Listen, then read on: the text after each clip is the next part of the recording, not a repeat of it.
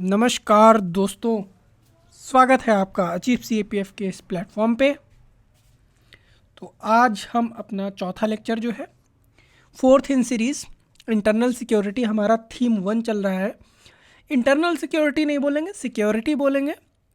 Majorly हमने internal security deal किया है, बट कुछ क्वेश्चंस रिसेंट ईयर्स में आपसे एक्सटर्नल सिक्योरिटी या डिफेंस से रिलेटेड भी पूछे गए हैं। डिफेंस इन द सेंस की आर्मी या इन जनरल डिफेंस से रिलेटेड, तो वो थोड़ा सा देखना ज़रूरी हो जाता है आज के समय में, और भी ज़्यादा ज़रूरी हो जाता है क्योंकि आत्मनिर्भर भारत का जो कॉन्सेप्ट है वो इकोनॉमी के साथ साथ डिफेंस सेक्टर में भी काम कर रहा है।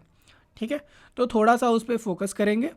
आई एम सॉरी, मेरी तबीयत थोड़ी सी डाउन है, तो थोड़ा सा आप भी कंप्रोमाइज़ करने की कोशिश कीजिएगा। ओके, आज हमने डील किया है साइबर सिक्योरिटी और बॉर्डर मैनेजमेंट, और भी कुछ छोटे मोटे टॉपिक्स हैं उनको हमने डील किया है। हमने अपनी तरफ से पूरी कोशिश की है कि जो भी प्रोबेबल टॉपिक्स हैं या इन जनरल इंटरनल सिक्योरिटी से रिलेटेड जो इम्पॉर्टेंट टॉपिक्स हैं उनको कवर किया जाए, ताकि एक होलसम प्रिपरेशन आपकी हो सके। ये जो मटेरियल आपको प्रोवाइड किया गया है या कराया जा रहा है, ये मटेरियल अपने आप में सफिशिएंट है। ठीक है, तो इसके अलावा आपको भटकने की ज़रूरत नहीं पड़ेगी। आपको एक्स्ट्रा क्या करना होगा, मान लीजिए क्लास चल रही है, ठीक, तो आप क्या करेंगे कि सॉरी, कुछ जो एक्स्ट्रा पॉइंट्स आपको बताए जाएंगे क्लास में, कुछ बताते समय कुछ एग्जांपल्स आ गए अगर नेचुरल फ्लो में, तो वो कहीं साइड में लिख लेंगे। ठीक है, और इसके अलावा जो पेपर टू की करंट अफेयर्स मैगज़ीन आपको प्रोवाइड कराई जा रही है। मैगज़ीन क्या प्रोवाइड कराई जा रही है, वो एक रीस्ट्रक्चर फॉर्म में विज़न की मंथली है, वो पेपर 2 के लिए है। वहाँ से जो आर्टिकल्स आपको बताए जाएंगे उनको पढ़ना है, उन पे ध्यान देना है, थोड़ा सा एक बार लिख के उनको पढ़ लेना है। वो वहाँ पे आपको बताया जा चुका है कैसे करना है। वहाँ से अगर कुछ इंपॉर्टेंट डेटा है तो क्या करना है कि यहीं पे ऐड कर लेना है। मान लीजिए कोई मंथली आपने 3-4 बार पढ़ लिया, आपको लगता है ये डेटा इंपॉर्टेंट है, आपने वो डेटा उठाया और अपने थीम में गए। जो हम थीम प्रोवाइड करा रहे हैं, मान लीजिए सिक्योरिटी है, इसके बाद हम आपको प्रोवाइड करा रहे हैं एग्रीकल्चर, जो भी चीज़ें हैं, इन्वायरमेंट, एग्रीकल्चर, हेल्थ, ठीक, सॉरी, तो वहाँ पे आपने लिख लिया उसी में, ताकि हो क्या कि बाद में जब आपको रिवीजन, ये जो बुकलेट सॉर्ट ऑफ बोल सकते हैं, ये जो PDF है, आपको जब भी रिवाइज करना हो, आपका static plus current, base plus contemporary या करंट, वो तैयार होता रहे। ठीक है, तो ये थोड़ा सा ध्यान देना है। और इसके अलावा कुछ बच्चों ने क्वेश्चन किया था कि क्या बुक्स, कोई बुक अगर आप रिकमेंड कर दें, तो देखिए बुक्स की ज़रूरत है नहीं। आप ये चीज़ समझिए, बुक्स पढ़ने का कोई लॉजिक नहीं है, क्योंकि आपको लिखना 300 वर्ड्स में है, इससे ज़्यादा आप वहाँ पे लिख नहीं सकते हैं।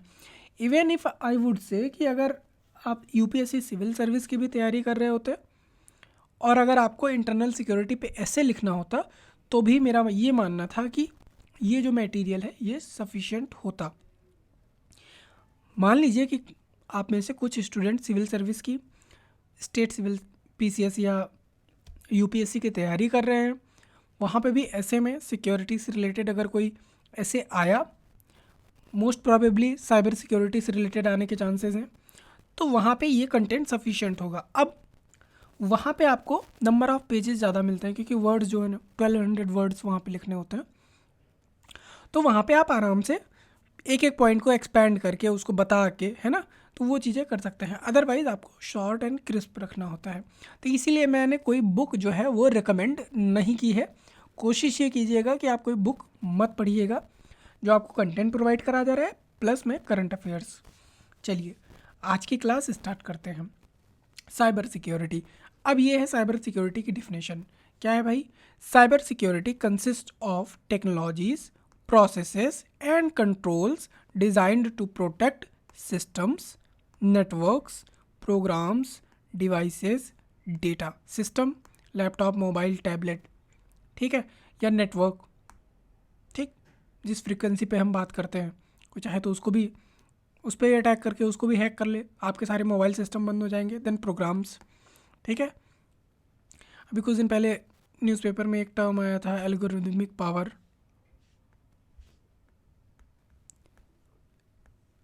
Algorithmic power, chief election commissioner ने इसको यूज़ किया था, ठीक है।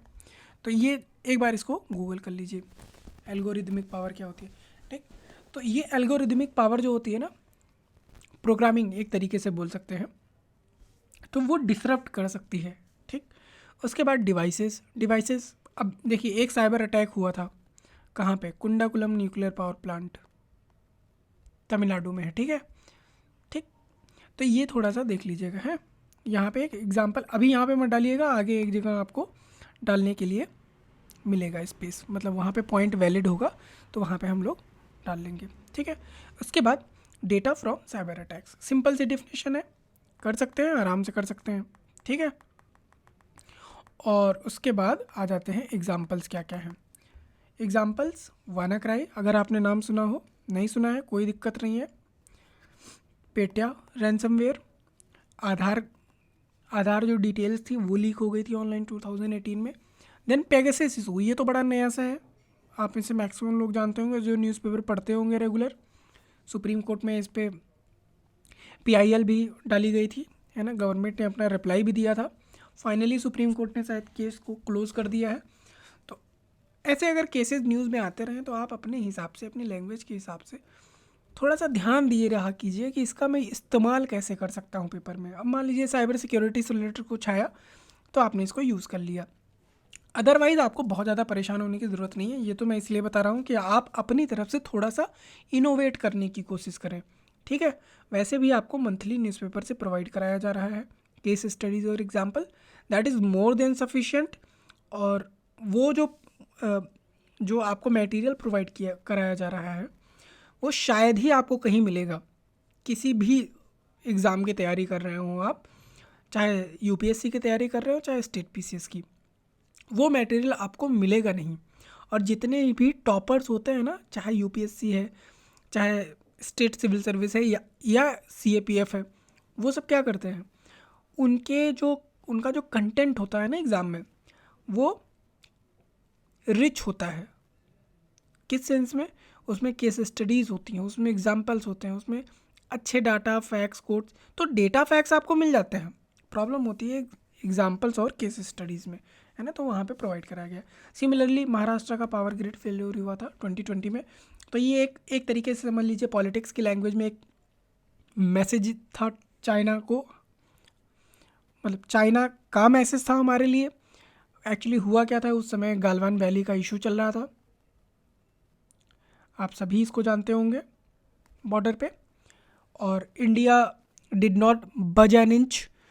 तो उसकी वजह से होता क्या है ना कि जो बड़ी पावर होती है उसको थोड़ा सा झल्लाहट हो जाती है कि मुझसे डरा क्यों नहीं, है ना।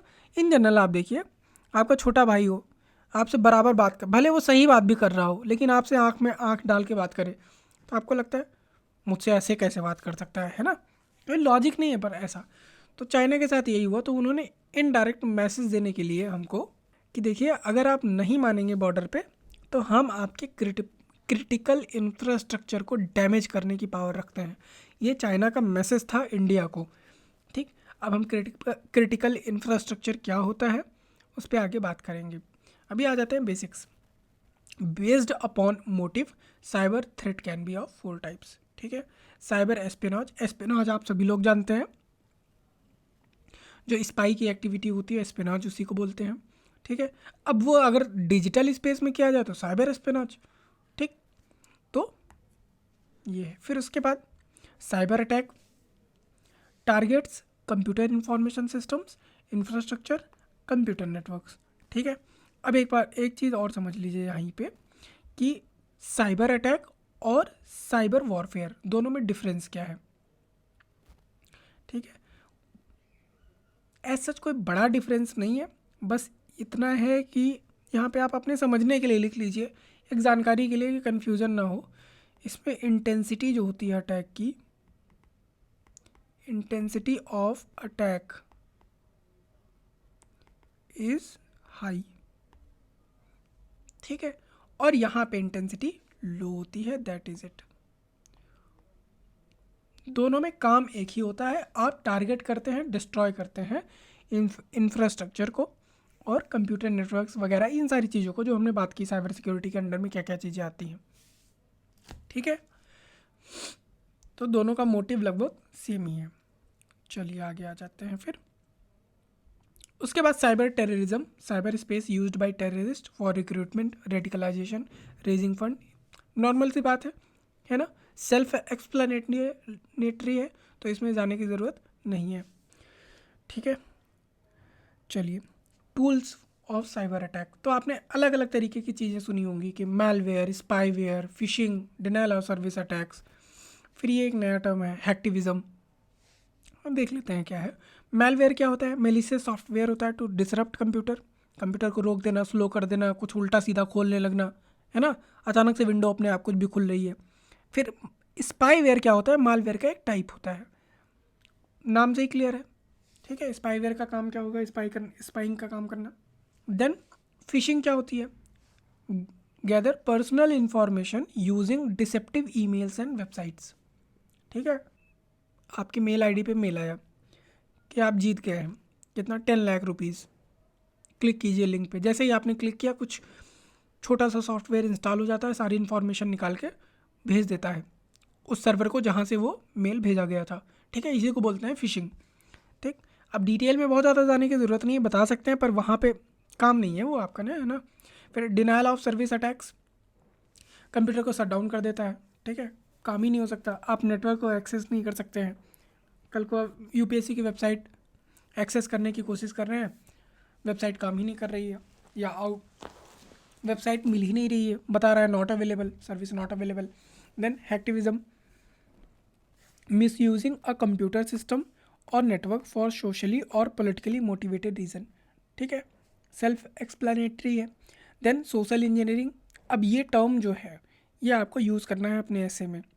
ठीक है, जब भी ऐसे रिलेटेड कुछ ऐसे आएगा। हैक्टिविज्म, ये आपको यूज़ करना है, पहले इसको समझ लेंगे देन यूज़ कर पाएंगे, अगर आप समझ नहीं पाएंगे तो यूज़ नहीं कर पाएंगे। सोशल इंजीनियरिंग क्या है? Force individuals to provide confidential information. ठीक है, इन जनरल सोसाइटी में सोशल इंजीनियरिंग क्या होती है, नहीं जाते हैं उसमें, क्योंकि फिर डिबेट थोड़ा सा बढ़ जाएगी। अभी मैं दूसरी चीज़ें समझाने लगूंगा, तो जब हम सोशल इशूज़ को डील करेंगे वहाँ पे सोशल इंजीनियरिंग के बारे में बात करेंगे। ठीक है, बाय द वे आपको यहाँ पे समझ लेना है सोशल इंजीनियरिंग क्या है। ठीक, फिर impact of cyber attack, simple है। अब यहाँ पे मैंने लाइन बाय लाइन पूरी चीज़ें लिखी नहीं हुई हैं, आपको डायमेंशन पता है तो आप कर लेंगे आराम से। मैंने डायमेंशन ज़्यादा कवर करने की कोशिश की है, क्योंकि लैंग्वेज तो आप बना लेंगे, अगर आप प्रैक्टिस कर रहे हैं लिखने की तो लैंग्वेज आप बना ही लेंगे। अगर आप लैंग्वेज नहीं बना पा रहे हैं then it is bigger problem. ठीक है, क्योंकि देखिए जो ऐसे आना है एग्ज़ाम में, वो ज़रूरी नहीं कि इन्हीं सब में से है, किसी को कोई पता नहीं है कि कहाँ से क्या आएगा, है ना। तो इसलिए आपको लैंग्वेज बनानी आनी चाहिए, आपके पास पॉइंट्स ही होंगे। तो impact of cyber security, cyber attacks क्या है? National security, obviously national security hamper होगी। Then impact on data, data compromise हो जाएगा। देन फिजिकल डिस्ट्रक्शन, भाई आपने कुंडाकुलम न्यूक्लियर पावर प्लांट को हैक कर लिया, अब क्या होगा? आपने हैक कर दिया और ब्लास्ट करा दिया, तो वो जो पावर प्लांट जहाँ पे है वो न्यूक्लियर पावर प्लांट पूरा पूरा एरिया ही ख़त्म हो गया, साफ़ हो गया। समझ रहे हैं आप? तो ये फिजिकल डिस्ट्रक्शन हुआ यूजिंग डिजिटल इंफ्रास्ट्रक्चर। ठीक है, देन लॉस ऑफ अवेलेबिलिटी, अब आपको मान लीजिए कभी इंपॉर्टेंट मौके पे कभी कोई साइट एक्सेस करनी है, ठीक है, कोई ऐप खोलना है, खुल ही नहीं रहा है ना, इमरजेंसी में आप फंस गए, तो loss of availability, availability of what? Availability of networks, पूरा सिस्टम हैक करके रख दिया है, इमरजेंसी आ गई है। ठीक है, then impact on critical infrastructure, वही हमने जो बात की न्यूक्लियर पावर प्लांट्स वगैरह की। तो इसमें एक एग्जांपल जो था स्टक्सनेट वॉर्म अटैक, ये ईरानियन न्यूक्लियर फैसिलिटी पे हुआ था। इसके पहले हमारे यहाँ भी जो अटैक हो चुका है तमिलनाडु के पावर प्लांट पे, वो भी आपको यहाँ पे लिख लेना है कॉमा लगा के। ठीक है, देन फाइनेंशियल लॉस, इन सब की वजह से आपको फाइनेंशियल लॉस ऑब्वियसली हो जाएगा यार, समझ रहे? एक एग्जांपल के लिए अगर मान लीजिए मोबाइल नेटवर्क को हैक कर लिया जाए, ठीक, आप सोच के देखिए कितना कितना लार्ज स्केल डैमेज होगा। कितनी सारी इकोनॉमिक एक्टिविटी जो सर्विस सेक्टर की वो रुक जाएगी, है ना। तो उसका फाइनेंशियल लॉस होगा कि नहीं, बिल्कुल होगा। Then global cyber security index 2020, India की रैंक क्या है, 10th प्लेस पे है। रिलेटिवली सिक्योर कंट्री है इंडिया, ठीक है। तो ये चीज़, अब इसमें नंबर 1 पे यूएस है, बट वो हमारा कंसर्न नहीं है, हमें बस यहाँ पे एक डेटा चाहिए था, दिखाना है। आप अपने पेपर 1 के लिए ये इंडेक्स देख सकते हैं, वो भी देखने की ज़रूरत नहीं है, जो भी आप करंट अफेयर्स पढ़ेंगे वहाँ पे दिया ही गया होगा, है ना। मुझे बस ये दिखाना है, इसको कोट करना आपको आना चाहिए। देन मेजर्स क्या क्या लिए गए हैं साइबर सिक्योरिटी के लिए, प्रोटेक्शन के लिए। देन उसमें क्या है, इंफॉर्मेशन एंड टेक्नोलॉजी एक्ट 2000, इसमें एक अमेंडमेंट भी किया गया है, आपको देखना है ये अमेंडमेंट ईयर कौन सा है, ठीक, इससे ज़्यादा आपको नहीं देखना है। तो यहाँ पे क्या करना है, अमेंडेड इन ईयर 2020 जो भी है वगैरह वगैरह देख लेना, ठीक है। 2021 है या 2020 है, देख लेना। उसके बाद अब इसी आईटी एक्ट में section 66F provides punishment for cyber attacks, ठीक है। इतना जाने की ज़रूरत नहीं है, हमने आपको आपके समझने के लिए यहाँ पे प्रोवाइड करा दिया है, अदरवाइज़ आप ये कोट कर देंगे, that is perfectly all right. Then national cyber security policy 2013, ये स्किल्ड वर्कफोर्स प्रोवाइड कराने की बात करता है कि हम साइबर सिक्योरिटी के मामले में साइबर स्पेस में इसमें जो नंबर है 500,000 है, बट वो रिक्वायर्ड नहीं था, इसलिए यहाँ पे नहीं लिखा है, आप चाहें तो लिख सकते हैं। तो ये इस पॉलिसी का टारगेट रहा है, और भी बहुत सारे टारगेट रहे हैं, तो जो मेन टारगेट है उस पर हमने बात की। Then national critical information infrastructure protection centre. अब आप देखिए क्रिटिकल इंफ्रास्ट्रक्चर क्या होते हैं, एक चीज़ ये समझ लीजिए, फिर आप ये चीज़ें समझ पाएंगे। क्रिटिकल इंफ्रास्ट्रक्चर वो होते हैं जिससे किसी कंट्री पे लार्ज स्केल डैमेज इन्फ्लिक्ट किया जा सकता है, ठीक है। जैसे पावर ग्रिड को फेल कर देना। अब आप समझिए कि महाराष्ट्र के अगर आपने पावर ग्रिड को टारगेट कर दिया या मुंबई के पावर ग्रिड को टारगेट कर दिया, तो आपने पूरा बॉम्बे रोक दिया। Are you getting my point. तो ये हुआ, इसी को बोलते हैं क्रिटिकल इंफ्रास्ट्रक्चर। इसके पहले आपने अटैक किया था न्यूक्लियर पावर प्लांट पे, आपके अटैक हुआ था तमिलनाडु में, वो क्या था, this is part of critical infrastructure. तो ये चीज़ हमको समझने की ज़रूरत है।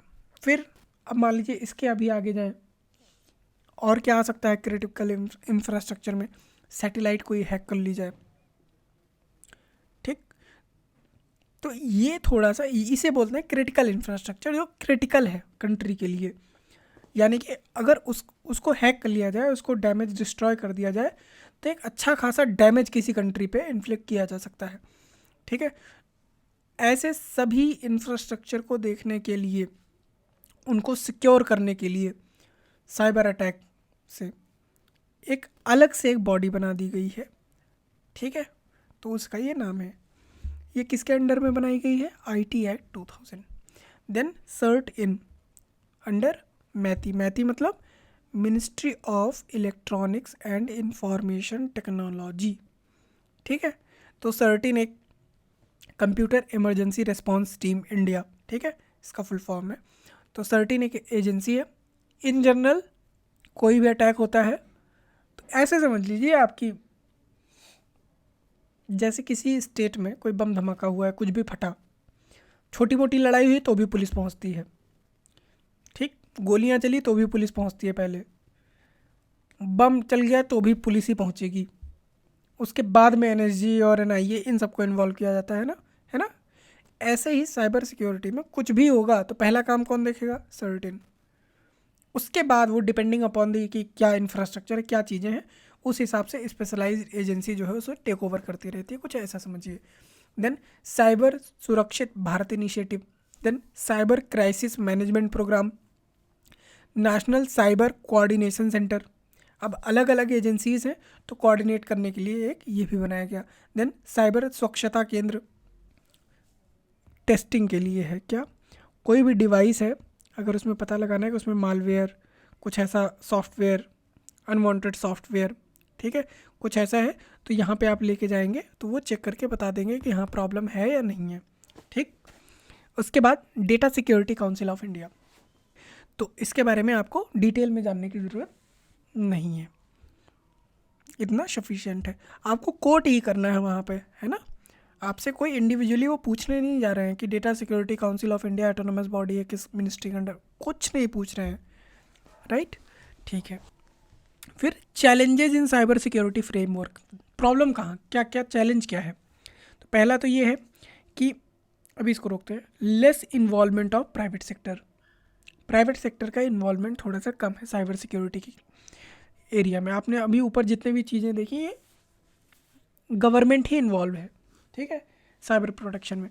तो कहीं ना कहीं पीपीपी मॉडल पे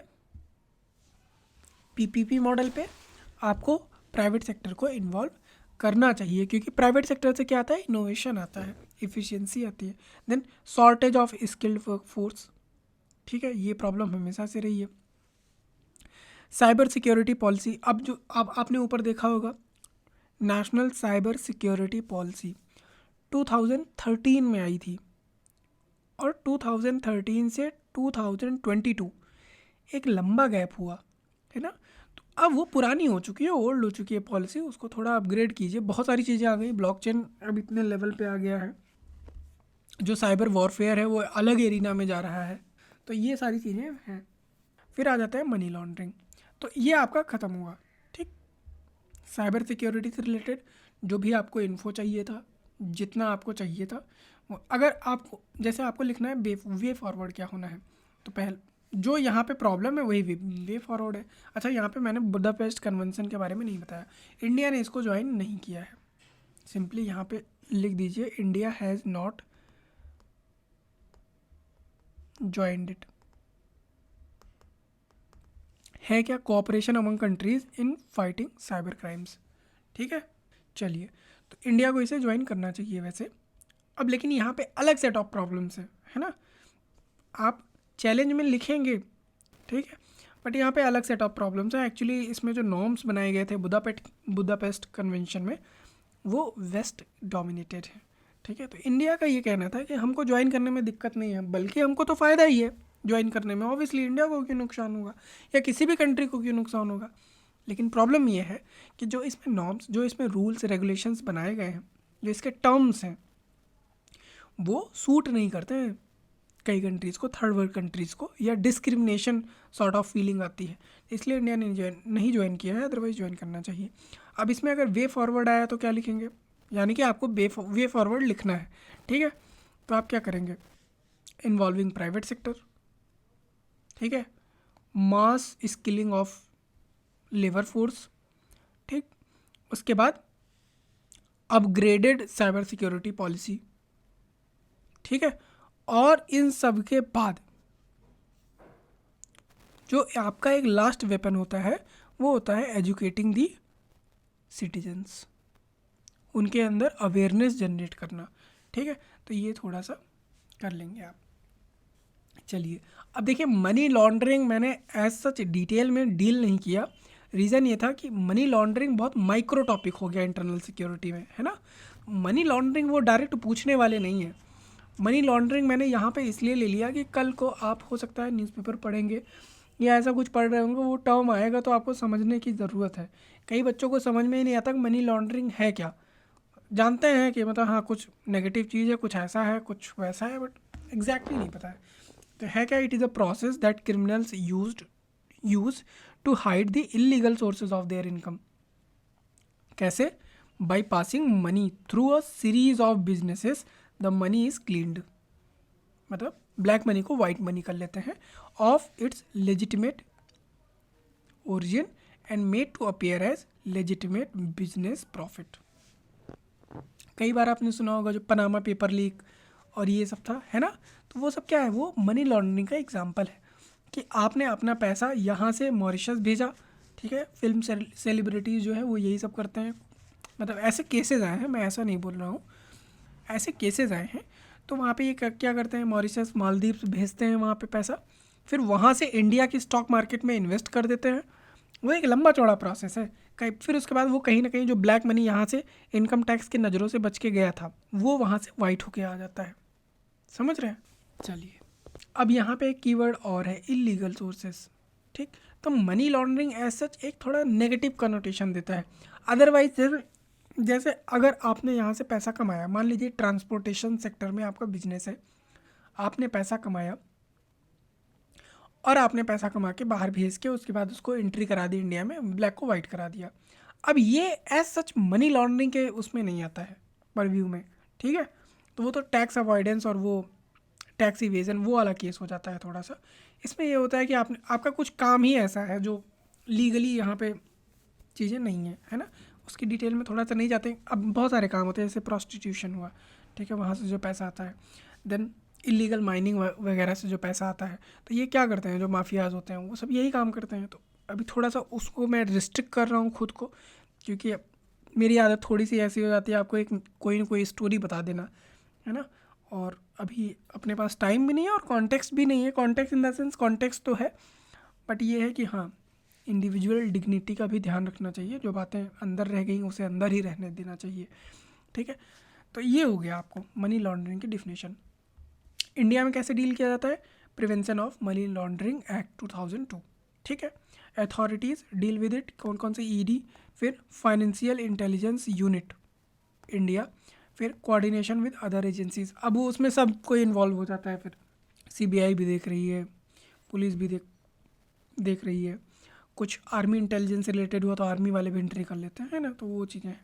देन अब ये एक नया टॉपिक है, social media and radicalisation. Social media से रिलेटेड आपको क्वेश्चन पूछा जा सकता है कि हाउ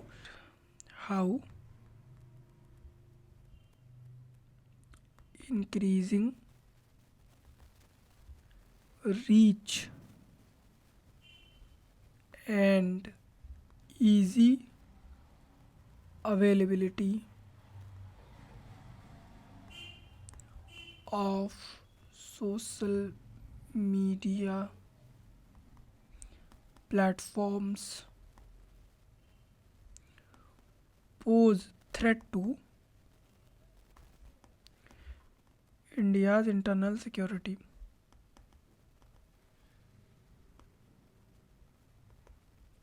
या how social media poses threat to India's internal security या इंटरनल सिक्योरिटी इन जनरल, ठीक है।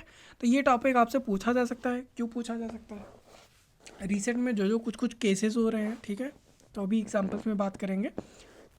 वो मतलब उनमें इतनी पावर है कि वो डिसरप्ट कर सकते हैं, डिस्टर्ब कर सकते हैं पीस को विद इन अ कंट्री, ठीक है। तो इसलिए सोशल मीडिया एक हॉट टॉपिक बना हुआ है। वैसे भी नाउ डेज जो सोशल मीडिया रेगुलेशंस की बात चल रही है ना। उसके बाद आप देखिए ट्विटर का इतना सारा हुआ था। देन यूएस में कैपिटल राइट्स हुए थे, कैपिटल राइट्स 2021, ठीक है। वो सोशल मीडिया के ही चलते था, डोनाल्ड ट्रम्प के टाइम पे था।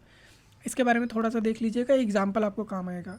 शायद इस राइटअप में कहीं होगा नहीं, तो इसको अलग से लिख लीजिएगा। चलिए फिर आगे बढ़ते हैं। रेडिकलाइजेशन क्या होता है? It is a process of an individual's transformation from a moderate law abiding citizen into an active anti state violent extremist, ठीक है। ये है रेडिकलाइजेशन की डेफिनेशन। सिंपल है, एक सेल्फ एक्सप्लेनेटरी है कि कोई नॉर्मली जो सिटीजन है वो लॉ अबाइड कर रहा है, सब कुछ अपने नियम कानून से कर रहा है, लेकिन कुछ ऐसा एक प्रोसेस जिसके थ्रू वो क्या हो जाता है, एक्टिव हो जाता है, एंटी स्टेट हो जाता है, वायलेंट हो जाता है, एक्सट्रीमिस्ट हो जाता है। इस प्रोसेस को क्या बोलते हैं? रेडिकलाइजेशन, ठीक है। फिर होता है डी रेडिकलाइजेशन, इसी का जस्ट अपोजिट डी रेडिकलाइजेशन, ठीक। चलिए तो आगे बात करेंगे अभी कि हाँ, जब आप सोल्यूशन में लिख रहे होंगे तो वहाँ पे आप लिख सकते हैं कि हाँ, गवर्नमेंट को इस चीज़ पे ध्यान देना चाहिए। गवर्नमेंट ने ध्यान दिया भी है। तो अभी देखते हैं कॉजेज़ क्या क्या हैं रेडिकलाइज होने के। फीलिंग ऑफ डिस्क्रिमिनेशन, कि मेरे साथ गलत हुआ। Changes in attitude and ideology, आप कोई पर्टिकुलर आइडियोलॉजी फॉलो करने लगे, उसकी वजह से आपके एटीट्यूड में चेंज आया। एटीट्यूड मतलब ऐसे समझिए देखने का नज़रिया। अब देखने का नज़रिया आपका बदल गया तो बिहेवियर भी बदल जाएगा। बिहेवियर बदल गया तो आप रेडिकलाइज हो चुके हैं, आप उल्टा सीधा काम करना शुरू कर देंगे। Simple. Miss interpretation of religious text. ठीक। स्टेजेस क्या क्या होती हैं? Pre radicalisation. प्री रेडिकलाइजेशन क्या होता है, इसको थोड़ा सिंपली समझते हैं। यहाँ पे ज़रूरत नहीं है आपको समझाने के लिए, केवल प्री रेडिकलाइजेशन होता है जैसे मान लीजिए आप हैं XYZ, मैं आपसे मिला, हमारी ऐसे चाय पे बात चलने लगी, और बताओ क्या हाल चाल, ऐसा वैसा। अच्छा पता है वहाँ पे ऐसा नियम आया है? हाँ यार नियम तो आया है। अरे ये लोग किसी काम के नहीं है, ऐसे ही तो हम लोग को ख़त्म कर, ऐसा कोई बातचीत हुई। ठीक है। तो अभी तक आप ऐसे किसी सब्जेक्ट मैटर या इस तरीके के सोचने के आदी नहीं थे, पर ऐसी कुछ बात हुई आपके दिमाग में चल गया, उसे बोलते हैं प्री रेडिकलाइजेशन स्टेज। देन आपने खुद से जाके मंथन किया, सेल्फ आइडेंटिफिकेशन। देन मंथन किया, पाया कि हाँ बात सही है। अब उसके बारे में आपने पढ़ना शुरू किया, या चीज़ें और अंदर डीप तक जाननी शुरू करी। अच्छा मैं फिर क्या क्या कर सकता हूँ। इंडॉक्ट्रिनेट होना मतलब अब खुद से पढ़ाई करके समझना इन द सेंस कि हाँ तो भाई आप मुद्दा समझ गए, अब आप ये समझने की कोशिश कर रहे हैं कि मैं कैसे डैमेज इन्फ्लिक्ट कर सकता हूँ, वेज क्या क्या है, मीन्स क्या क्या है। देन जिहादीजेशन। ठीक। चलिए, जानने की ज़रूरत नहीं थी, बट ये था कि हाँ आपको एक टॉपिक होलसम वे में समझ में आए, इसके लिए ज़रूरी होता है। What should be done? Deradicalisation. Simple है, अगर कोई रेडिकलाइज कर रहा है तो आप डी रेडिकलाइज कर दीजिए। अब प्रॉब्लम क्या है, जो बच्चा बचपन से लेके 20 साल की उम्र तक रेडिकलाइजेशन का शिकार रहा है, रेडिकल थॉट का शिकार रहा है, उसके अंदर एक्सट्रीमिस्ट बिहेवियर आ चुका है, उसको डी रेडिकलाइज करना इतना आसान नहीं होगा। क्यों? क्योंकि उसका वैल्यू सिस्टम, उसका बिलीफ सिस्टम स्ट्रांग हो चुका है। अगर किसी का value system, belief system strong हो गया है तो फिर इतना आसान काम नहीं होता है। तो ये चैलेंज भी है कहीं ना कहीं डी रेडिकलाइज करना। Social media and extremism and radicalisation. अब इसका लिंक बिठाते हैं। तो सोशल मीडिया यूज़ किया जाता है किसके लिए? रेडिकलाइजेशन के लिए, प्रोपेगेंडा के लिए, कलेक्टिंग फंड्स, टेरर फाइनेंसिंग इसे बोलते हैं। Then carrying out operations. अब इसमें अलकायदा भी जो पैसे लेती है वो ऐसा ही लेती है। Then ISIS. तो सोशल मीडिया प्लेटफॉर्म का ही यूज़ करते हैं ये सब। Carrying out operation, cyber attack भी कर सकते हैं, तो ये साइबर अटैक का एक पॉइंट है। देन प्रोवाइडिंग ट्रेनिंग में एक एग्जांपल डाल सकते हैं कि केरला के काफ़ी सारे यूथ्स इनको ट्रेनिंग प्रोवाइड कराई जा रही थी आईसीस के द्वारा। कैसे? ऑनलाइन, समझ रहे हैं, सोशल मीडिया के थ्रू, फेसबुक। तो ये चीज़ देख सकते हैं। Then social media used in India, तो ये देखिए हमने यहाँ पे रख रखा है। ठीक है। व्हाट्सएप, टेलीग्राम, ये वाइडली कश्मीर में यूज़ होता है। अपार्ट फ्रॉम दिस आईसीस जो केरला में यूज़ कर रहा था वो मैंने आपको बताया। देन बेनिफिट्स क्या क्या है सोशल मीडिया का यूज़ करके, एक्सट्रीमिज़म और रेडिकलाइजेशन इसको बढ़ावा देने के फ़ायदे क्या क्या हैं? प्रोवाइड्स अनोनिमिटी, पता नहीं चलता कौन क्या करवा रहा था, है ना। ग्लोबल आउटरीच, भाई कोई आदमी बैठा हुआ सीरिया से पूरी दुनिया को कंट्रोल कर सकता है, समझ रहे हैं। Then can target every age group और जेंडर। सिंपल है, अगर आपने कोई बेस बना रखा है मुजफ्फराबाद में, पाकिस्तान के हिली ट्रेन है हो सकता है, तो वहाँ पे कौन पहुँच सकता है? जो जवान आदमी है ना। बूढ़े लोग या बच्चे थोड़ी जाएंगे वहाँ पे। अब यहाँ पे क्या है, घर के कमरे में बैठे बैठे सबको टीचिंग दे दोगे। देन नो फिजिकल इंफ्रास्ट्रक्चर, यानी कि इन्वेस्टमेंट कम है, आपको बेस वगैरह कुछ नहीं करना है, आप अपने कमरे में बैठे हैं, जिसको सिखाना है वो कहीं अपने देश में अपने कमरे में बैठा है, काम हो गया। एक नेटवर्क ही तो चाहिए। Avoid law of the land. ठीक है। तो सोशल मीडिया प्लेटफॉर्म का एक सबसे बड़ा नेगेटिव जो है वो यही है कि वो, क्योंकि फिजिकल प्रेजेंस नहीं है ना, तो इसलिए लॉ ऑफ द लैंड जो होता है, जो देश का कानून होता है, उससे वो बाहर हो जाते हैं। ठीक है। तो ये चीज़, अब बाहर कैसे हो जाते हैं? सिंपल है, मान लीजिए इंडिया ने बैन कर दिया फेसबुक को कल। ठीक, फेसबुक को बैन कर दिया गया। अभी तक तो फेसबुक बैन नहीं है, ठीक है। अभी कुछ ग्रुप्स एक्टिव होंगे, कुछ लोग यहाँ पे रेडिकलाइज हो रहे होंगे। कल को मान लीजिए फेसबुक बैन कर दिया गया। अब क्या करेंगे? जो लोग यहाँ पे ऑलरेडी ट्रेनिंग ले रहे हैं ऑनलाइन, वो क्या करेंगे? एक ऐप डाउनलोड करेंगे, ऐप को एक्टिवेट करेंगे, फेसबुक चल जाएगा यहाँ पे। कैसे चल जाएगा? प्रॉक्सी। समझ रहे हैं? अब पूछेंगे प्रॉक्सी क्या होता है, इसकी डिटेल में अभी नहीं जाते हैं। थोड़ा सा आप जानते ही होंगे, आप में से मैक्सिमम लोग वीपीएन सर्विस यूज़ करते होंगे, है ना। तो वीपीएन सर्विस क्या है कि आपको जो कंटेंट यहाँ पे बैन किया गया है उसको आप खोल लेते हैं, सिंपल। तो वही वो करते हैं। अब जो जो ऑलरेडी ट्रेनिंग ले रहा है उसको पता है कि कौन सा ग्रुप कौन सा पेज था, उसने जाके ज्वाइन किया, अपने 4 दोस्तों को भी बताया, उसको भी ज्वाइन कराया ऐसे। तो ये क्या हुआ, अवॉइड कर जाता है लॉ ऑफ द लैंड को, कि इंडिया ने बैन तो कर रखा है बट वो बैन इफेक्टिव नहीं है, ठीक है। तो ये हुआ, तो ये आपको समझ में आ गया कि नेक्सस मतलब ये काम कैसे करता है। चलिए अब आ जाते हैं फेक न्यूज़, क्योंकि ये इम्पोर्टेंट टॉपिक है, काफ़ी टाइम से इसके बारे में न्यूज़ में चल रहा है। गवर्नमेंट कहीं ना कहीं असहाय फील करती है अपने आप को, तो इसके लिए बात करना ज़रूरी है। आए दिन सुप्रीम कोर्ट ने भी इस पर टिप्पणी की है कुछ ना कुछ। तो यहाँ पे एक डेटा है कि 64% इंडियंस जो है उन्होंने फेक न्यूज़ को इनकाउंटर किया है, अगेंस्ट ग्लोबल एवरेज 57%, यानी कि फेक न्यूज़ की समस्या अपने यहाँ थोड़ी सी ज़्यादा है, ऐसा इस सर्वे का बोलना है, माइक्रोसॉफ्ट के सर्वे का। डेफिनेशन क्या होगी, डेफिनेशन एनी मिस इन्फॉर्मेशन और disinformation deliberately disseminated on a large scale any misinformation or disinformation deliberately disseminated on a large scale population that has the potential to threaten the life or national security or an election outcome। अब यहाँ पे आपको समझ लेना ज़रूरी है dish information क्या होता है और मिस इन्फॉर्मेशन क्या होता है। आप बोलते नहीं है कि यार उसने ना मुझे मिस इन्फॉर्म किया, मतलब जो असली बात थी उसमें थोड़ा सा बदलाव किया, उसके बाद आपको बता दिया, इसे बोलते हैं मिस इन्फॉर्मेशन। डिस इन्फॉर्मेशन क्या होता है, जहाँ पे कोई इन्फॉर्मेशन थी ही नहीं, खुद से इन्फॉर्मेशन बना के भेज दी। समझ रहे हैं? तो ये दोनों फेक न्यूज़ के डेफिनेशन में आता है। डेंजरस क्यों है, क्योंकि डिस्टर्ब करता है सोशल फैब्रिक को, ठीक है। एक फेक न्यूज़ उड़ी, मारकाट शुरू हुई। फॉर एग्जांपल मुजफ्फरनगर राइट्स ऐसे ही हुए थे, यहाँ पे मुजफ्फरनगर राइट्स लिख लीजिए 2013, ठीक है।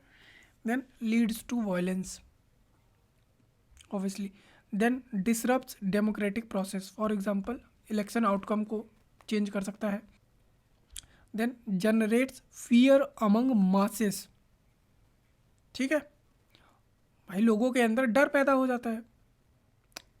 देखिए कोविड के टाइम पे कितने सारे उल्टी सीधे अफवाह चलने लगे थे, है ना, तो लोग डर जाते हैं।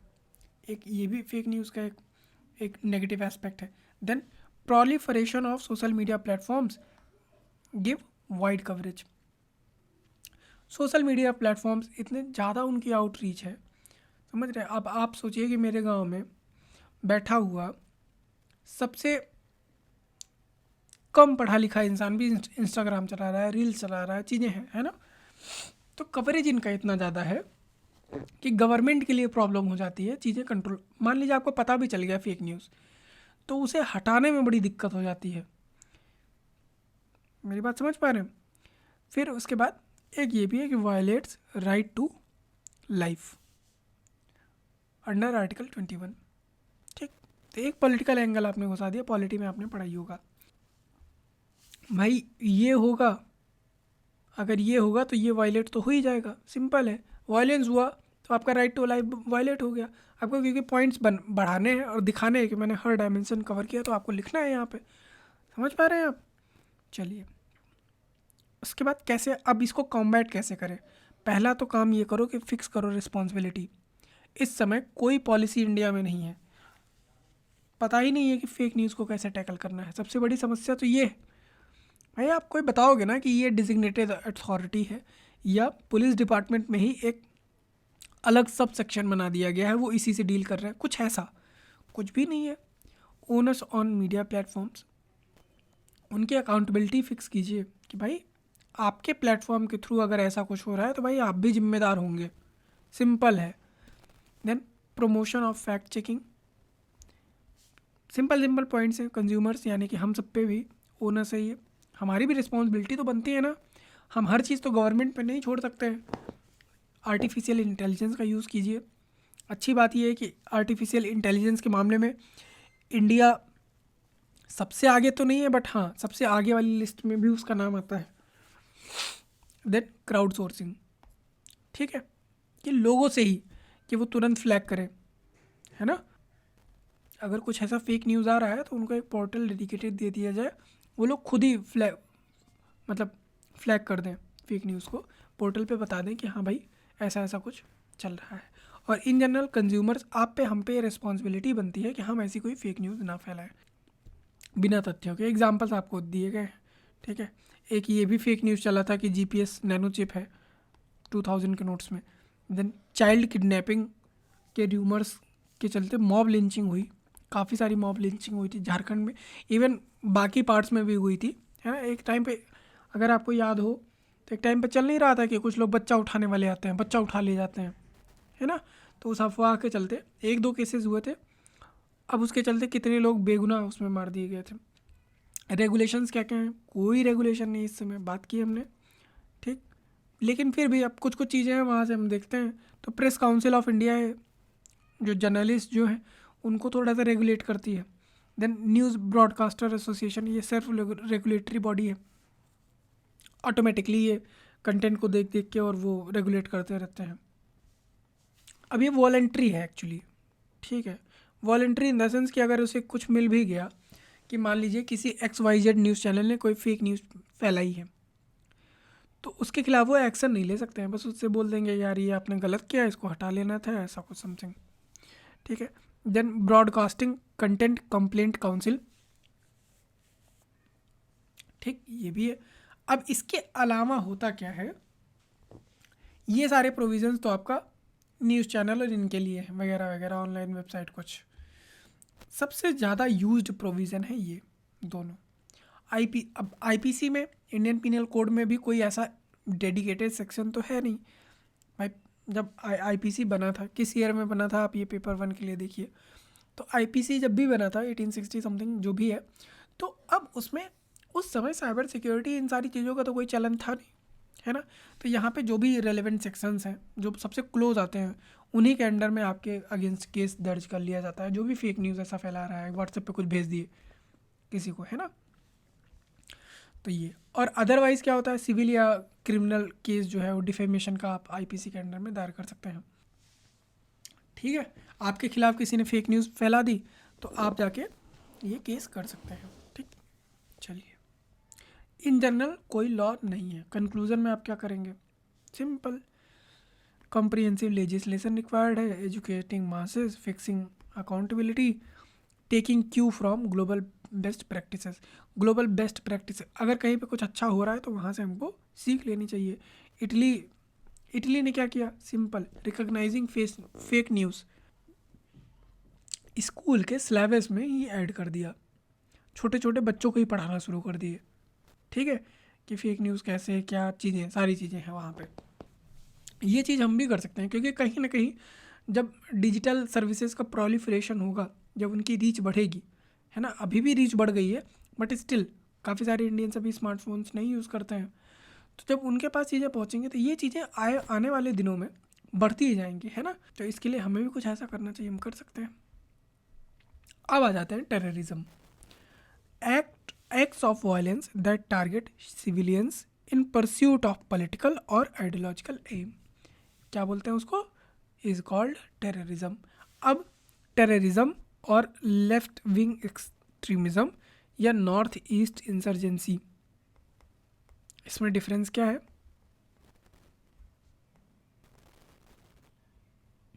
ये दोनों टॉपिक आपके हो चुके हैं, एक बार सोचिए इसमें डिफरेंस क्या हो सकता है। देखिए, टेररिज्म जो होता है वो टारगेट किसको करता है, सिविलियंस को। लेफ्ट विंग एक्सट्रीमिज्म या नॉर्थ ईस्ट इंसर्जेंस जो है वो सिविलियंस को एज सच टारगेट नहीं करते, वो किसको टारगेट करते हैं, पावर स्ट्रक्चर को डायरेक्ट टारगेट, पावर स्ट्रक्चर। क्योंकि मार्क्सियन फिलॉसफी पे बेस्ड है, तो मार्क्स क्या बात करता है कि स्टेट को टॉपल कर देना है, स्टेट को हटा देना है, ठीक है। लोगों को मारने की बात नहीं करते हैं, ठीक।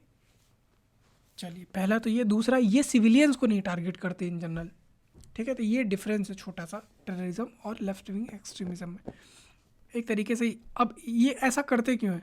क्योंकि इनको, इनके अंदर फीलिंग होती है कि मेरे साथ भेदभाव हुआ है, इनजस्टिस हुआ है, इसलिए लेफ्ट विंग एक्सट्रीमिस्ट और नॉर्थ ईस्ट इंसर्जेंट्स जो है, जो काम कर रहे हैं वो करते हैं, वायलेंस, एक्ट ऑफ वायलेंस कर रहे हैं, या स्टेट के अगेंस्ट उन्होंने बंदूक उठा ली है। टेररिस्ट का ऐसा कुछ नहीं है, फीलिंग ऑफ इनजस्टिस ऐसा कुछ नहीं है उनका, ठीक है। वो किसी, उनका एक मोटिव है पॉलिटिकल या आइडियोलॉजिकल, उसके बेसिस पे वो काम कर रहे हैं। ग्लोबल टेररिज्म इंडेक्स, इसमें इंडिया की रैंक जो है वो 7th है, पहले से 12th है, पहले 7th थी 2019 में, इस समय 12th है, ठीक है। इसका मतलब क्या है कि पहले ज़्यादा वर्नरेबल था या ज़्यादा अफेक्टेड था टेररिस्ट एक्टिविटीज़ से इंडिया, ठीक है। 7th most terrorism affected country था 2019 में, अब ये हो गया है 12th, ठीक। कारण क्या है? क्योंकि टेररिस्ट रिलेटेड एक्टिविटीज़ जो हैं वो घटी हुई है। तो यहाँ पे हम देख सकते हैं डिक्लाइनिंग ट्रेंड है। टेररिस्ट स्ट्राइक्स जो हैं वो 230 हुई थी 2021 में, अभी तक 190 है टिल अगस्त 2022, ये रीसेंट डेटा है। यहाँ पे समझने वाली बात क्या है, इसके बाद भी आपकी रैंक जो है वो इम्प्रूव हुई है, इसे इम्प्रूवमेंट बोलेंगे। इम्प्रूव क्यों हुई है? क्योंकि जो नंबर ऑफ़ कैजुअलिटीज़ हैं, जो स्ट्राइक करने की डेप्थ, अब ये जो मैक्सिमम अटैक्स हो रहे हैं, ये सारे अटैक्स कहाँ पे हो रहे हैं? सीमित हैं कश्मीर रीजन तक, जम्मू एंड कश्मीर रीजन तक, अदरवाइज उसके बाहर एक दो बस, है ना। चलिए, तो India faces diverse terrorism threat. अब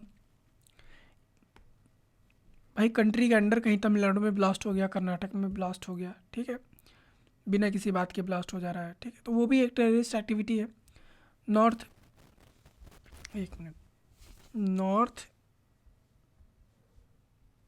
ईस्ट इंसर्जेंट्स, ये भी जो एक्ट ऑफ वायलेंस कर रहे हैं, ये क्या है? टेररिस्ट एक्टिविटी है। देन लेफ्ट विंग एक्सट्रीमिस्ट, ठीक है, तो वो एज सच वो ब्रॉड लेवल पे टेररिज्म की डिफिनेशन में नहीं आता, बट हाँ, उनकी एक्टिविटीज़ को टेरर एक्टिविटी माना जाता है। Then cross border terrorism, obviously ये तो बाई नेचर ही है। Then revival of Khalistan movement, तो ये भी टेररिस्ट एक्टिविटी के अंदर में माना जाता है, ठीक है। इसके लिए UAPA वगैरह है, UAPA 1967। देन NIA का एक्ट है, इसको लिखिएगा मत, आगे होगा शायद, ठीक, मे भी आगे है, अदरवाइज बता देंगे तो लिख लेना। चलिए आगे बढ़ते हैं फिर। अब ग्लोबल टेररिज्म इंडेक्स के हिसाब से बिगेस्ट टेरर थ्रेट कौन है? ISIS है, ठीक है। मोस्ट अफेक्टेड कंट्री कौन है इस समय? अफगानिस्तान है, और तालिबान जो है डेडलिएस्ट टेरर ग्रुप है। डेटा लोन वोल्फ अटैक, इसके बारे में हमने लास्ट लेक्चर में आपको बता दिया है, आई थिंक आपको पता होगा, ये कीवर्ड बताया था हमने। Account for 70% of all terrorist related deaths, ठीक है। तो लोन वोल्फ अटैक के बारे में हमने बताया था।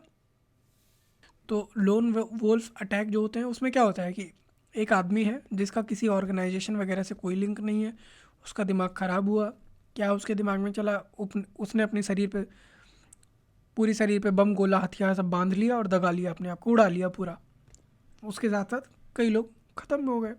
इसी को बोलते हैं लोन वोल्फ अटैक, ठीक है। तो जितनी टेररिस्ट रिलेटेड एक्टिविटीज़ हुई हैं, उसमें से 70% लोन वोल्फ अटैक्स हैं।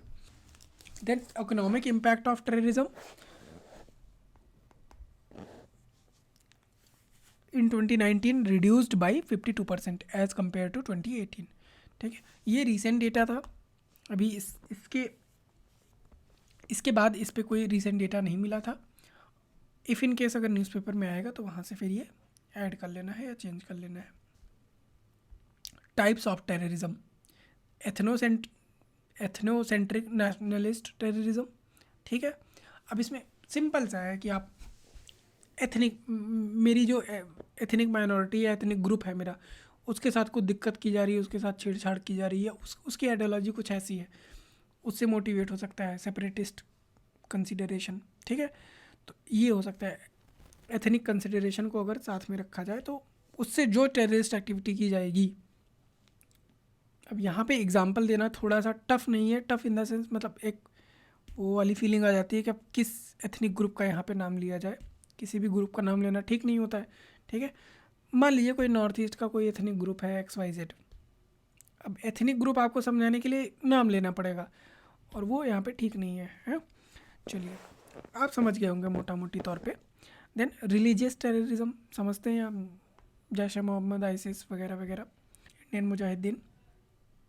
Ideology oriented terrorism left wing या राइट विंग हो सकता है, तो मेजरली लेफ्ट विंग है। लेफ्ट विंग में आपने देखा था लेफ्ट विंग एक्सट्रीमिज़म, और उसके बाद आपका नॉर्थ ईस्ट इंसर्जेंसी। मैं फिर से बोल रहा हूँ, इस चीज़ को रिपीट कर रहा हूँ, एज सच इन्हें टेररिज्म की डिफिनेशन में नहीं लाते हैं, बट हाँ टेरर एक्ट की डिफिनेशन में लाते हैं। बोलते हैं हाँ टेरर एक्ट है, टेरर मतलब दहशत पैदा करने वाला एक्ट है। इन जनरल जो टेररिज्म टर्म है उसको उसको ठीक है, उसको दहशत पैदा करने वाला उससे भी मतलब निकलता है, पर वो यूज़ किया जाता है कि हाँ भाई एक्सटर्नली जब कोई ऐसा कुछ कर रहा हो, है ना। अब लेफ्ट विंग एक्सट्रीमिस्ट जो है वो अपने ही देश के नागरिक हैं, तो उनके लिए एग्जैक्टली वो terrorist word, extremist word use कर लेते हैं, टेररिस्ट नहीं यूज़ करते हैं। बट हाँ, क्लासिफिकेशन के लिए, डेफिनेशन के लिए आपका जानना ज़रूरी है। देन स्टेट स्पॉन्सर्ड टेररिज्म, कुछ कंट्रीज़ की फॉरेन पॉलिसी इसी हिसाब से काम करती है। देखिए, फॉरेन पॉलिसी के सभी एलिमेंट्स जो है ना वो पब्लिक में कभी बताए नहीं जाते हैं। कोई कंट्री खुल के थोड़ी बताती है, इंडिया कभी थोड़ी बताती है खुल के कि हमारी फॉरेन पॉलिसी काम कैसे करेगी। वो तो हम लोगों को कैसा दिखाना चाहते हैं, वो चीज़ें केवल बताते हैं पब्लिक में, अदरवाइज सारी चीज़ें नहीं बताते हैं, ठीक है। तो ये क्या हुआ, state sponsored terrorism. Then narco terrorism, type of terrorist activity where terrorist organizations engage in drug trafficking activity to fund their operations and gain recruits and expertise। Simple सा जानिए, ड्रग बेच बेच के पैसा इकट्ठा करके उससे टेररिस्ट एक्टिविटी करना, साधारण सी लैंग्वेज में इसी को बोलते हैं नार्को टेररिज्म। अफगानिस्तान से आपने चरस अफीम उठाया, इंडिया में लाके बेचा, पैसा मिला, उसी से इंडिया में बम दगा दिए, simple. This is example of narco terrorism. अब इंडिया की स्ट्रेटजी क्या क्या है टेररिज्म को टैकल करने के लिए? तो इंटरनेशनल कोऑपरेशन है हमारा, ग्लोबल नेटवर्क ऑफ सिटीज़, यहाँ पे डेटा आपस में एक दूसरे को शेयर करते रहते हैं। Then comprehensive convention on international terrorism, CCIT, ठीक है। ये प्रपोज किया गया था इंडिया के द्वारा यूनाइटेड नेशंस में 1986 में, नॉट पास्ड, यहाँ पे लिख लीजिए साइड में। आज तक पास नहीं हुआ है, एक्सेप्ट नहीं हुआ कंट्रीज़, इसमें अलग अलग मतभेद है लोगों को। देन रैट्स एक ऑर्गेनाइजेशन है किसकी, SCO की रिसेंट में मीटिंग हुई थी, प्राइम मिनिस्टर ने अटेंड किया था, तो वो थोड़ा सा आप देख लेंगे कि रैट्स क्या होता है, ठीक है। रैट्स का फुल फॉर्म यहीं पे लिख लीजिएगा, ठीक। फिर रैट्स का हेडक्वार्टर कहाँ पे है, ताशकंद में है, कहाँ पे है, ये चीज़ें थोड़ा सा देख लेना। देन यूएसए क्या करता है, टेररिस्ट स्क्रीनिंग सेंटर्स उन्होंने बना रखे हैं, ठीक। Then counter terrorism conference 2016, then यहाँ पे एक ऐड कर सकते हैं, अभी कुछ दिन पहले की करंट न्यूज़ है, counter terrorism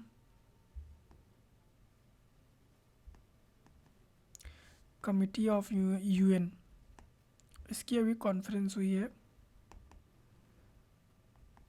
in new Delhi. एक बार गूगल कर लीजिए थोड़ा सा पढ़ने के लिए। चलिए, फिर उसके बाद ये तो हुआ international cooperation.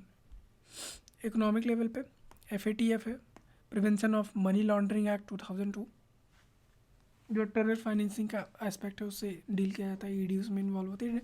Then directorate of revenue intelligence, ये भी इन्वॉल्व होते हैं। नार्को टेररिज्म, नार्को जो आपका ड्रग्स वगैरह सप्लाई होती है तो वो ये देखते हैं। देन साइबर स्पेस में नेट ग्रिड है हमारे पास। अब नेट ग्रिड का फुल फॉर्म आप यहीं पे लिखिए, खुद से सर्च करके लिखिए, आपको याद रहेगा। देन साइबर स्पेस में हम काम कर रहे हैं decrease in lone wolf attack, क्योंकि लोन वोल्फ अटैक का क्या होता है कि कोई अब अचानक से तो कोई आदमी मोटिवेट हो नहीं जाएगा, अपने शरीर पे बम माला बांध लिया और जाके उड़ा लिया, ठीक है, ऐसा तो करेगा नहीं कोई। तो होता क्या है कि आप कुछ कुछ कंटेंट देखते हैं, उसको उसे देख के आप मोटिवेट होते हैं ना। तो इस पे काम चल रहा है। फिर डिजिटल जो जिहाद है, डिजिहाद इसे बोलते हैं, डिजिटल जिहाद, ठीक है। इसके इफेक्ट को कम करने की कोशिश की जा रही है। पॉलिटिकल लेवल पे काउंटर नैरेटिव्स चलाए जा रहे हैं, है ना। इंटरफेथ डायलॉग्स, अभी कुछ दिन पहले जो इंडिया के CEC थे, XCC एंड RSS चीफ, तो इनका एक ग्रुप था और RSS चीफ और इनके साथ कई लोग थे, इन लोगों की मीटिंग हुई, कई बार हुई, है ना। तो ऐसे ही कुछ डायलॉग्स जो है प्रमोट किए जा रहे हैं। देन इंक्रीजिंग नेशनलिस्टिक आइडियोलॉजी, ठीक है। देन सोसाइटी के लेवल पे deradicalisation, NGOs, think tank और कल्चरल प्रोग्राम्स, ठीक। तो ये चीज़ें हैं, सेल्फ एक्सप्लेनेटरी हैं। देन लीगल प्रोविजंस क्या क्या लिए गए हैं, तो UAPA 1967, NIA act 2008, then Assam, Karnataka, UP और भी कुछ स्टेट्स हैं जहाँ पे मॉडर्नाइज किया जा रहा है मदरसास को, ठीक है। अब यहाँ इन दोनों एक्ट को अमेंड किया गया था। यहाँ पे सर्च कीजिए और लिखिए इन दोनों एक्ट को कब अमेंड किया गया था, इसका फुल फॉर्म लिख लीजिए। इनके स्कोप को फिलहाल ब्रॉड कर दिया गया था अमेंड करके, ठीक है, एक्ट को। साइबर अटैक, साइबर स्पेस में हमने देख लिया, पॉइंट रिपीट हो गया, कट कर सकते हैं। देन काउंटर टेररिज्म, और क्या इंस्टीट्यूशनल और लीगल प्रोविजंस लिए गए हैं। Counter terrorism, counter radicalisation division MHA के अंदर में। देन NIA आप जानते ही हैं, मल्टी एजेंसी सेंटर, सारी एजेंसीज कोऑर्डिनेट करती हैं वहाँ पे। देन नेटग्रिड, नेटग्रिड की फुल फॉर्म देख लेंगे तो आपको पता चल जाएगा कि है क्या। Then combating financing of terrorism cell, ये भी MHA के अंडर में है, जो टेरर फाइनेंस के लिए पैसा आ रहा है वो सारी चीज़ें ये देख रहे हैं। देन NSG बनाई गई है आफ्टर 1984। देन UAPA, तो ये आप देख लेंगे, ये UAPA वाला रिपीट हो गया। देन ग्लोबल मेजर्स क्या लिए गए हैं to break terrorism technology nexus. इससे पहले हम देख लेते हैं टेक्नोलॉजी एंड टेररिज्म नेक्सस क्या क्या है। Propaganda, virtual message, magazine, videos etcetera. Recruitment and radicalisation हो सकता है। देन फाइनेंसिंग हो सकती है, डायरेक्ट सॉलिव, जैसे चंदा इकट्ठा करना हुआ, E-कॉमर्स के थ्रू पैसा आता है, ठीक है। अब कैसे आता है E-कॉमर्स के थ्रू, इसमें जाने की ज़रूरत नहीं, बस आता है, ऐसा समझिए कुछ। Exploitation of online tools. Then charitable organisation, training, फिर ट्रेनिंग में क्या, एक्सप्लोसिव बनाना सिखा दिए, फायर आर्म्स बनाना सिखा दिए, वही ऐसे समझ लीजिए हथगोला फेंकना सिखा दिए, ठीक है। तो जैसे मेरे क्या है, मेरे कज़िन है तो वो आर्मी में है, तो मैं छोटा था तो मुझे याद रहता था, तो जब दिवाली पे आते थे तो खुद ही बना लेते थे वो, ठीक है। मतलब एक से एक वो चीज़ें बनाते थे, है ना, दिवाली में जलाने के लिए, ऐसा कुछ नहीं, ठीक। ऐसी ट्रेनिंग्स अगर आर्मी में प्रोवाइड कराई जा रही है तो वहाँ भी प्रोवाइड कराई जाती हैं। Then audio and video clips, एक मैगजीन है इंस्पायर करके अलकायदा पब्लिश करती थी। Then planning, organising, coordinating and executing cyber attacks, use of unmanned aerial vehicles, GPS technology. Uri attack और पठानकोट के टाइम पे GPS का एक्सटेंसिव यूज़ किया गया था एंट्री के लिए। यूज़ ऑफ IED, ठीक है। तो ये चीज़ें आप थोड़ा सा देख लेंगे, साइबर अटैक और टेररिज्म, ठीक है। साइबर अटैक के लिए भी टेक्नोलॉजी का रोल है टेररिस्ट के लिए। तो अब इसको रोकने के लिए इंटरनेशनल लेवल पे क्या क्या कदम उठा, इसको रोकने के लिए ग्लोबल लेवल पे क्या क्या मेजर्स लिए गए हैं, तो उसमें है the Christchurch call to action. New Zealand में ये अटैक हुआ था, ठीक है। जानना चाहें तो इसके बारे में जान सकते हैं, 2019 इफ़ आई एम करेक्ट, ठीक है। उसी के बाद से ये हुआ था, ये प्रपोज किया गया था, प्रपोज्ड बाई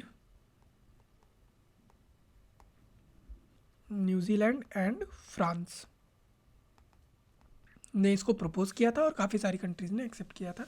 मोटो क्या था, एक समझ लीजिए रिजोल्यूशन था, ठीक है, ये to eliminate terrorist and violent extremist content online, क्योंकि वहाँ पे एक इंडिविजुअल क्रिश्चियन ने जाके गोलीबारी कर दी थी, है ना। तो अगर आप वहाँ पे देखेंगे तो वहाँ के जो प्राइम मिनिस्टर हैं, न्यूज़पेपर में उनकी फ़ोटो आई हुई थी बाकायदे, कंसोल करते हुए, है ना।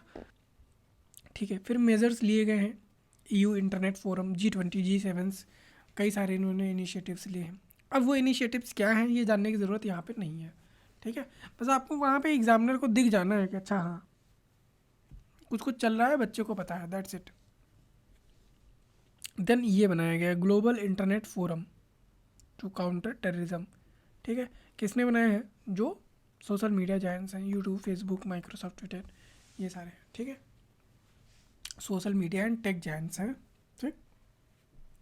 चलिए, देन टेक अगेंस्ट टेररिज्म, ये कैंपेन है, लॉन्च की गई थी, supported by UN counter terrorism executive directorate, ठीक है। और ये हमने देख लिया, टेक्नोलॉजी एंड टेररिज्म का नेक्सस। अब आ जाते हैं बॉर्डर मैनेजमेंट एंड कोस्टल और मैरीटाइम सिक्योरिटी। देखिए, कोस्टल और मैरीटाइम सिक्योरिटी पे क्वेश्चन आने के चांसेस बहुत बहुत बहुत बहुत ही मिनिमल है, ठीक। ज़्यादा चांसेस हैं कि आपसे यहाँ पे पूछा जाए, प्रीवियस ईयर में पूछा भी गया है। तो देख लेते हैं डेटा, एक थोड़ा सा देख लेंगे कि JNK में क्रॉस बॉर्डर इन्फिल्ट्रेशन जो है वो कम हो गई है, from 51 in 2020 to 34 in 2021। Ceasefire violations जो है वो भी कम हो गए हैं। अब हुआ क्या था एक्चुअली, 2021 में एक एग्रीमेंट हुआ था, ठीक है, दोनों आर्मी के बीच में, उसकी वजह से सीज फायर वायलेशन जो है कम हो गए हैं। वरना सोचिए एक साल में 5100 टाइम्स वायलेशन होते थे, लगभग अराउंड 5000, अगर ऐसा कुछ याद रखिए, that is perfectly all right, ठीक। चलिए, देन इंडो बांग्लादेश बॉर्डर पे, अब ये डेटा सबसे रिसेंट का मुझे यही डेटा मिला है, अदरवाइज़ अगर करंट अफेयर्स में कुछ आता है तो वहाँ से अपग्रेड कर लेंगे, ठीक है। ठीक है, अगर कुछ ऐसा आता है तो अपग्रेड या अपडेट कर लेंगे। इन 2019 detected infiltration has dropped by over 60% since 2015। फिर इंडो म्यांमार बॉर्डर, यहाँ पे मैक्सिमम इन्फिल्ट्रेशन है, क्यों है? एक मूवमेंट प्रोग्राम है, ठीक है, उसका नाम आप सर्च करेंगे, ठीक है, फ्री मूवमेंट प्रोग्राम है करके।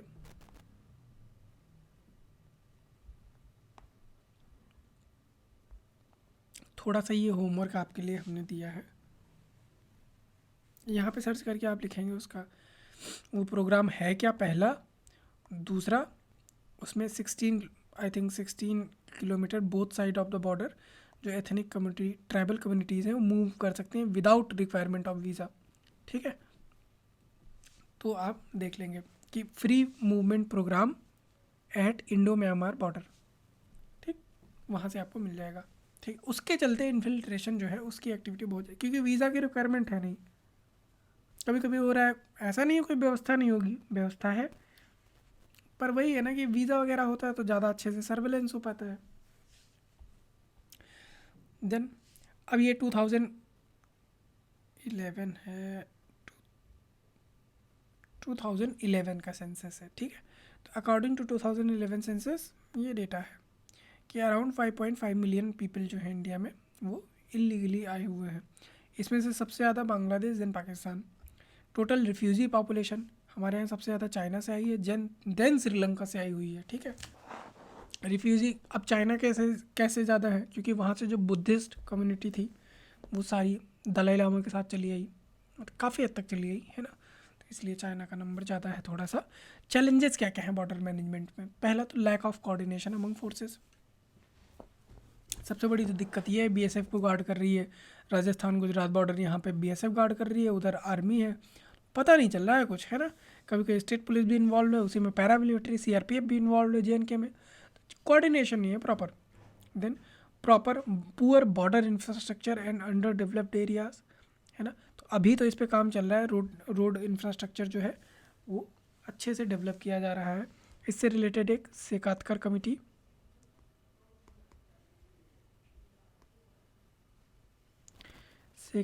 कमिटी रिकमेंडेशंस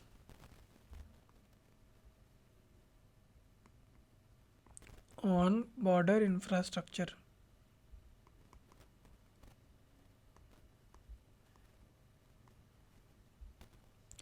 ठीक है, जब आपको खाली टाइम मिले तो एक बार बैठ के इसको थोड़ा सा पढ़ लीजिएगा, if in case possible. Major recommendation, तो एक तो सबसे बड़ी रिकमेंडेशन हो सकता है इसमें आगे पॉइंट ऐड हो, अगर नहीं ऐड हो तो के लिए है ये।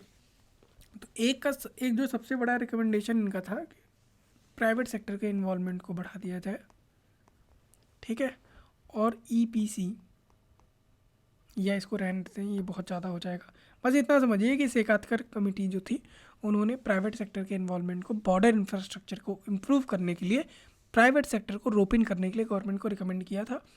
बाई एंड लार्ज गवर्नमेंट ने एक्सेप्ट भी किया है। तो इस समय जो रोड्स वगैरह काफ़ी फास्ट पेस पे बन रही है ना, तो उसमें बीआरओ इन्वॉल्व है already, border road organisation. Apart from that कुछ प्राइवेट सेक्टर्स का भी इन्वॉल्वमेंट किया गया है।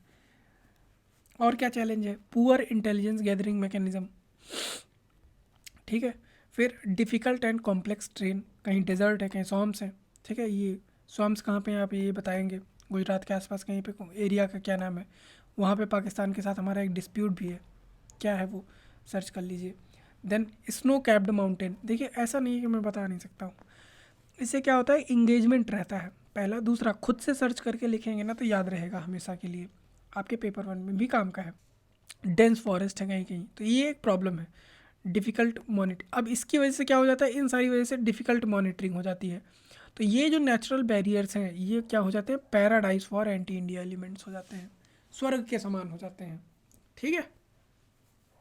चलिए, अनडिमार्केटेड एंड पोरस बॉर्डर्स हैं, illegal immigration, infiltration, border clash हो जाता है। बॉर्डर क्लैश यानी कि जैसे चाइना के साथ हमारा बॉर्डर फिक्स नहीं होता, जब बॉर्डर फिक्स नहीं होता तो आए दिन क्लैश होता है, कोई कहता है हमारा है, वो कहता है हमारा है, ठीक है। Smuggling, drug trafficking, arms. Then under resource and ill equipped forces, defence forces,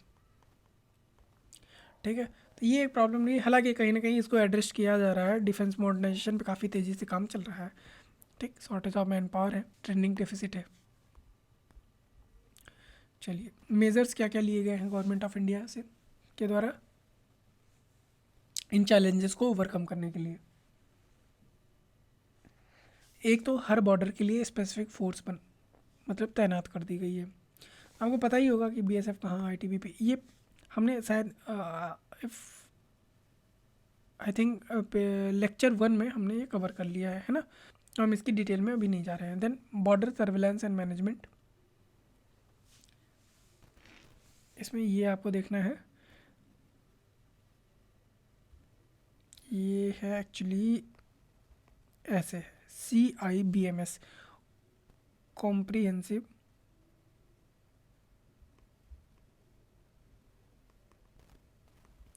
integrated border management system,